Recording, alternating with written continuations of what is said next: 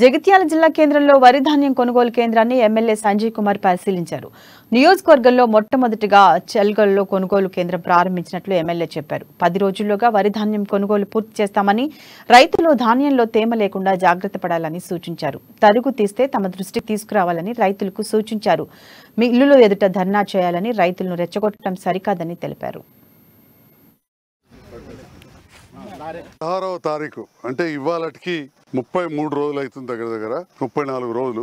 34 రోజుల క్రితం జగిత్యాల జిల్లాలోనే మొట్టమొదటగా కొనుగోలు కేంద్రాన్ని ఇక్కడ ప్రారంభించిన నేను.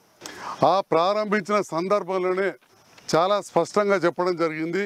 అంతకుముందు కాంగ్రెస్ సర్కార్ పెద్ద నాయకులు ఉన్నప్పుడు 20,000 ఎకరాల వడ్లేస్తే మనం వచ్చినాక 60,000 ఎకరాలకు పోయింది అని చెప్పినాం. ఇది వాస్తవం, లేం అబద్ధం లేదు. అబద్ధం ఉంటే వాళ్ళు మాట్లాడచ్చు. ఇవాళ తెలంగాణ మొత్తం కూడా చూస్తే రాష్ట్రంలో 6 అంతలు వడ్లు పడుతున్నాయి. మన దగ్గరనే 3 అంతలు అయింది. రాష్ట్రం అంతా కలిపితే 6 అంతలు అయింది. ఎందుకంటే కాలువలు మన దగ్గర జర ముందు వచ్చినాయి.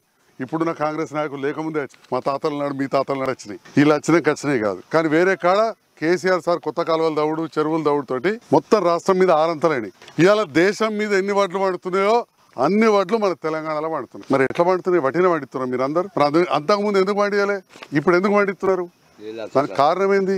ఆగో పెద్ద మనిషి చెప్పింది, నిజాయితీ పరుడు. నీళ్ళు అచ్చుట్లా, కరెంట్ అచ్చుట్లా, కరెంటు మోటార్ ఒక్కసారి కూడా కాల్తలేదు. అన్ని సార్లు పటాలి సార్లు కాలేని మా తాటిపల్లి ఏం పేరే బాబు, తాటిపల్లి గంగారాం చెప్పి 16వ తారీఖు అంటే ఇవాళకి